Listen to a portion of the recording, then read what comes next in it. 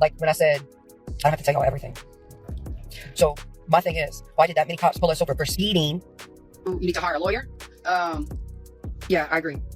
It's getting to where now I feel like the police department is doing shit on behalf of her. Oh, darling, buckle up because the tea is scalding today. Ivory Rose, the fearless critic of the infamous Gypsy Rose, found herself tangled in a web of drama so thick it'll leave you gasping for air.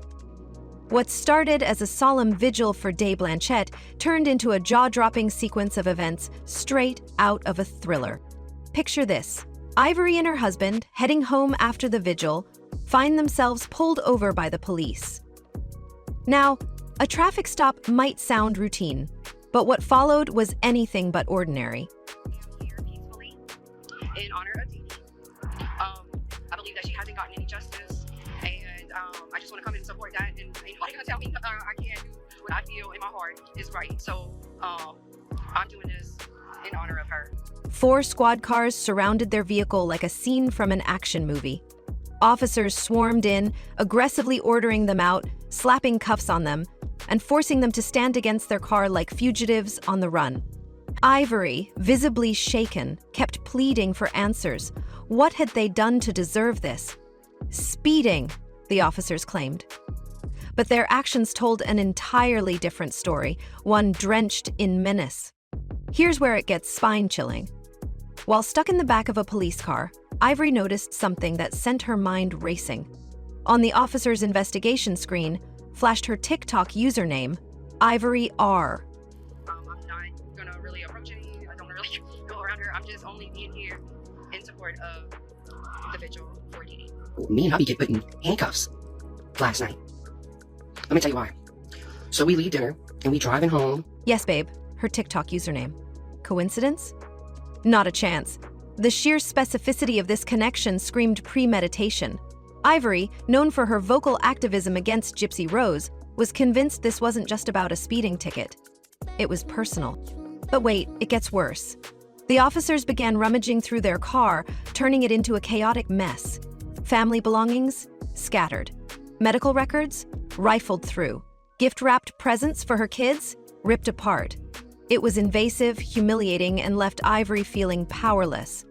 After all that drama, the officers found nothing. Nada. Zilch. They handed her husband a measly speeding ticket and sent them on their way. But the emotional wreckage, that lingered. Listening to music, driving home, okay? Had good dinner, vigil was good. We just driving home. About 30 minutes later, 30-ish minutes later, as we're driving home. Ivory was left trembling with a growing certainty. She was being targeted. And this isn't even the first time Ivory's crossed paths with intimidation. Oh no, the plot thickens. In a previous encounter, Ivory alleged that Gypsy's friend Wah approached her with a weapon, issuing a chilling warning to back off from Gypsy. Let that sink in. A direct threat meant to silence her. Blue and red lights. My heart drops in my stomach. And I said, oh my God, what the fuck? So he pulls us over. As if that wasn't enough, Gypsy and her accomplice Bree were reportedly seen lurking near Ivory's workplace and even her home. Coincidence? Ivory thinks not. To her, this was a clear message. Stay silent, or else. Ivory, already shaken by previous encounters with Gypsy's alleged antics, described how every incident felt like a calculated move. She claimed that Gypsy wasn't just trying to intimidate her, but was sending a chilling reminder of her reach and influence. Despite filing multiple police reports and even contacting Gypsy's parole officer, Ivory said her pleas for intervention were met with silence. To her, the lack of action only emboldened Gypsy, who she believes is orchestrating a sinister campaign to silence her critics. From menacing threats by Roy to eerie drive-bys that seemed anything but coincidental, Ivory painted a picture of relentless harassment. Yes. A total of 3 more cops pull up, so it's 4 cop cars. 2 cops come, one on his side, one on my side, open the door, grab us out the car, threw us, turned us around, put us against the... Now, mind you, I'm asking, what's going on? What did we do? They're not telling us that. Turning us around, putting handcuffs immediately. I've never been in a situation like that before. And the tension didn't stop there. On the day of the vigil, Organized outside one of Gypsy's book signings, what began as a quiet and empowering tribute to Didi quickly turned hostile. Protesters, including Ivory and fellow creator Pink Pony Lab, came armed with candles, heartfelt signs, and moments of silence. But as the vigil progressed, things got heated. Members of Gypsy's camp allegedly showed up, hurling insults and making veiled threats that sent chills through the group. Ivory described a palpable shift in the atmosphere, with some individuals even monitoring the protesters' movements in a way that felt invasive and calculated. Her C-150 rival rides were invasive and calculated. Pink Pony Lab backed up these claims, recounting how one person seemed fixated on her, making pointed comments that heightened her vulnerability. I went to the vigil for Didi. I did go live. There was a lot of y'all. That was like 400 people watching the live. I stayed on the opposite side of the street. It was very, I was very respectful. I even held a moment of silence for Didi in my live. I made sure. Despite the hostility, both women insisted their intention was never to stir conflict, but to honor Didi's memory and raise awareness about Gypsy's questionable actions. But, oh babe, the chaos didn't end there. It was only the beginning. The plot thickened when Ivory's nightmare police encounter led her to announce plans to hire a lawyer. With an estimated legal bill of $20,000, she launched a GoFundMe campaign to cover the costs, calling it a necessary step to protect herself from further intimidation.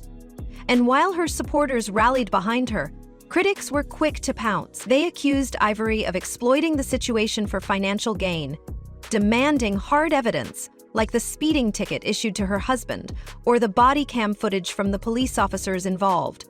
Ivory fought back, claiming she had shared glimpses of proof during her live streams, but skeptics weren't satisfied. That I was there peacefully. I'm only there for a peaceful vigil. That's it. I don't care about no book signing.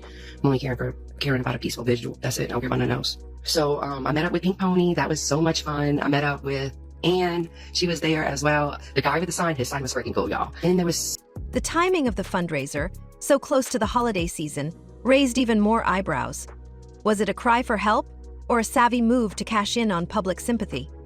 Online debates turned fiery, with supporters defending Ivory's actions as a desperate but justified measure, while detractors accused her of spinning a fabricated tale.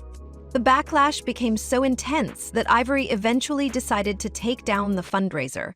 In a teary series of videos, she announced she had refunded all donations, thanking her supporters for their generosity, but pleading for people to believe her story. The ordeal, she said, had taken an enormous emotional toll on her and her family. She expressed deep hurt over the accusations against her, calling them hateful and unfair. This roller coaster of events leaves us all wondering, is Ivory a brave whistleblower standing up to Gypsy's shadowy influence, or is there another layer to this saga that's yet to unravel? Another girl that was there too. It was a good time. Then we went eat, really good food, a good time. It was just, I had such a good time for dinner. It was just, I loved it. And I loved meeting Pink Pony and the others as well. Great vibes, great vibes. Everybody had good vibes last night. I did show up the last 40 minutes of the visual, but your girl had to work and then we had a Christmas party. So, I made it there just, late, but I still made it there. My intention for Didi was made. It was just... Either way, the intrigue is undeniable, and we'll all be clutching our pearls waiting for the next twist. Ivory Rose's fiery conviction that her police encounter and subsequent harassment were orchestrated in retaliation for her activism against Gypsy Rose Blanchard is creating waves, and not just among her supporters.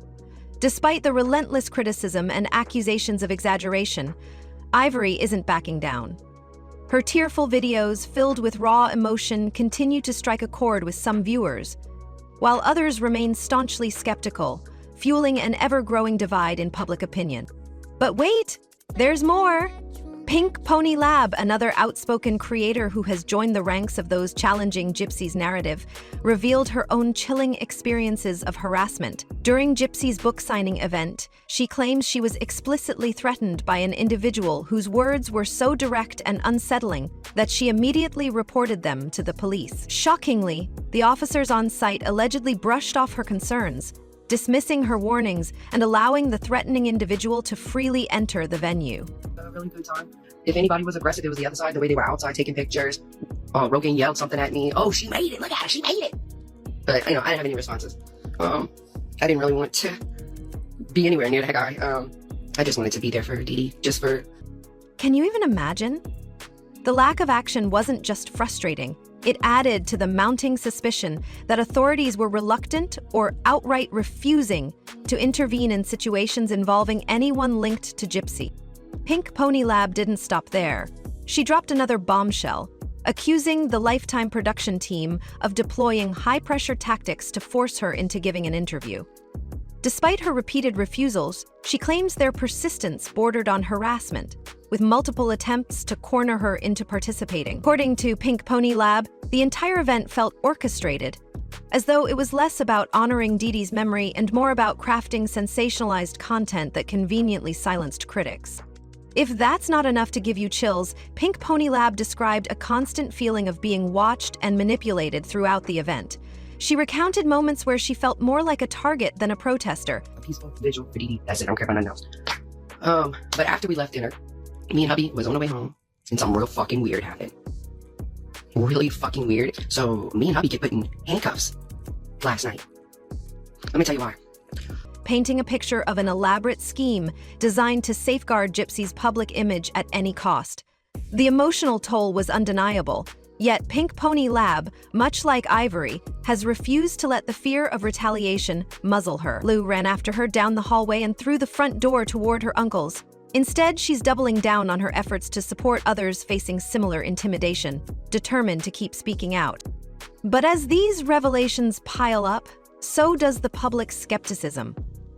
On one side, supporters of Ivory and Pink Pony Lab point to the consistency of their stories and the eerily similar experiences shared by other creators who've dared to criticize Gypsy. To them, the recurring patterns of threats and harassment are too deliberate to be dismissed as mere coincidences. So we leave dinner, and we driving home, listening to music, driving home, okay? Had good dinner, vigil was good, we just driving home.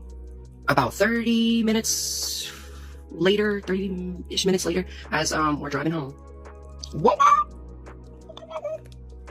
Blue and red lights. My heart drops to my stomach.